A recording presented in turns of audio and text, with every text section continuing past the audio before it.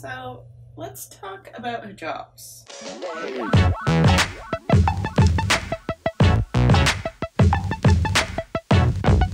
I've been wanting to talk about them in a video for a while now. Like, started writing scripts and then whatever. Like, let's finally just talk about them. I'm just tired of this whole let's act like they're beautiful routine that's been going on for the last couple of years or so. The whole hijabs at Fashion Week kind of thing, and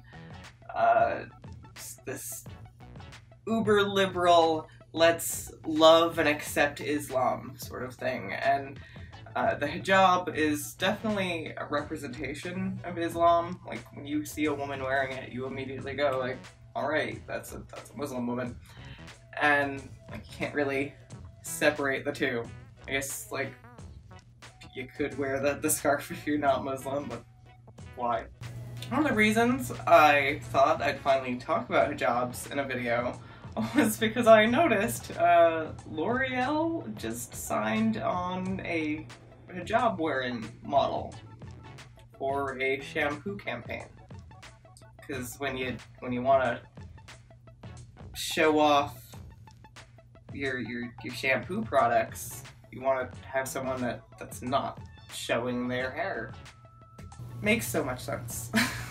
Like, really, when I noticed the article, the Huffington Post article about this L'Oreal hiring this model thing, and I was like, oh, maybe that's like Photoshop, or like someone's trolling, gotta be making this up, like, shampoo company, couldn't be that stupid. No, they gotta like really show how diverse and accepting they are, like they love Islam, but they love Muslim women kind of thing. It's like, okay, I understand, yeah, like, you gotta wash your hair too, but like, how do I see how it affects the hair when the model's hair is covered? And like, just in general, in our culture, why are we acting like it's such a beautiful, awesome thing that, like, Islamic women cover their hair? I feel bad for them because they're missing out on one of the many fun parts of being a lady. I think it's very fun to play with my hair, like, if you couldn't tell with my crazy hair. But yeah, it's just really, L'Oreal, it just... Another thing with hijabs that, like, I've been wanting to say for a while, I almost made like a whole video about it, but then I was like, I don't know, was the Shepherd Fairy picture that was used at the Women's March last year. The woman in the American flag hijab, and that was constantly used as a liberal symbol. Islam is a very patriarchal, restrictive religion, especially when it comes to women.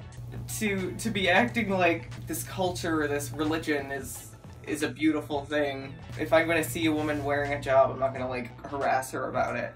But I still feel bad for her that she doesn't get to like show off her hair. And it's just, I've always thought of the hijab as an outsider. I'm, of course, a white person. Like, oh no, we can't say anything about Islam because you're white. No, sorry, there's like any race can be Islamic. Anyway, off track. I'm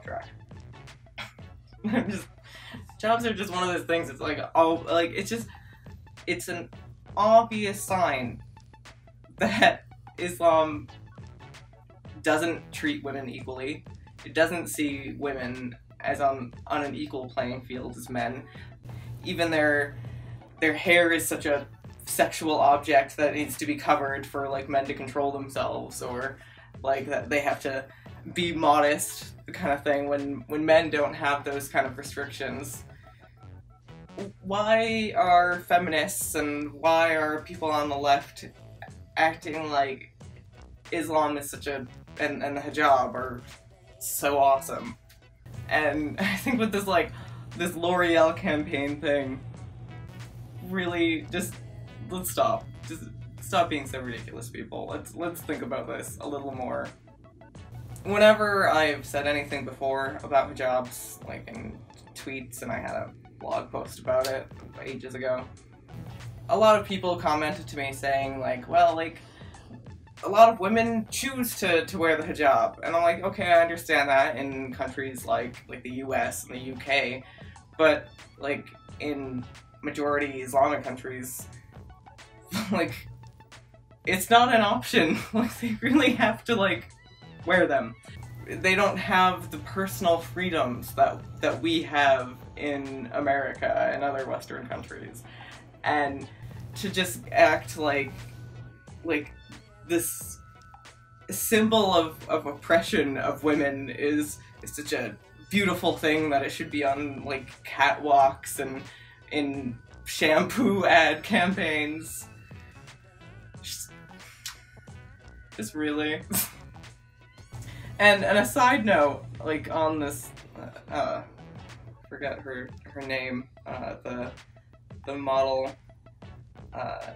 Amina Khan, she seems to be one of those, like, makeup blogger, vlogger kind of people. And I always think that that's funny that there is a decent segment of the, Muslim women population that are really into skincare and makeup stuff.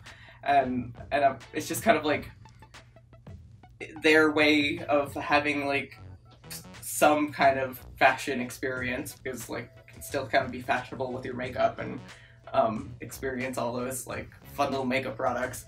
You could be experiencing a lot more if you just rejected your religion, and that fun that you're having on your face with your makeup you could have with your hair and with your clothes, and be a lot more free.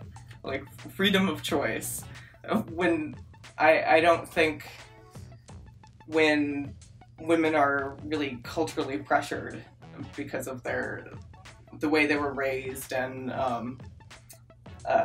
the cultural attitudes around them to wear a scarf over their head and cover themselves, I don't think it's the same sort of freedom of choice that, like, a non-religious person like me has. And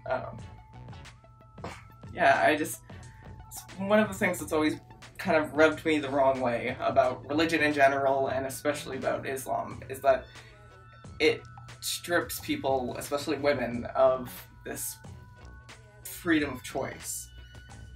And yeah, I feel really bad about that as someone that, like, loves expressing themselves and fashion and my girly makeup and hair and whatnot. Like, to glorify this symbol of women not having those sort of personal freedoms as something that's beautiful,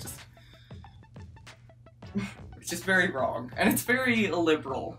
And I'm just very, very tired of liberals that are like, oh yay, look how beautiful Islam is. And it's just like, okay, I understand, like, people on the right don't like Islam, but just because, like, people on the right don't like it we don't have to, like, immediately go like, oh, we must like it then. Like, you know what, sometimes you can kind of agree with people on, like, different sides of the political spectrum. It's not all black and white.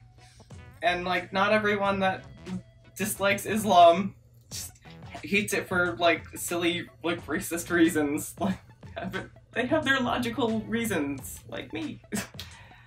But yeah, I guess part of me kind of held off on the talking about hijabs thing, because sometimes I do get a little tired of being called, like, Islamophobe and racist and whatnot, but at the same time, I'm like, I just gotta expect it. And if you really think I'm a racist for anything I just said, you're stupid. But thank you for watching. Later, dudes.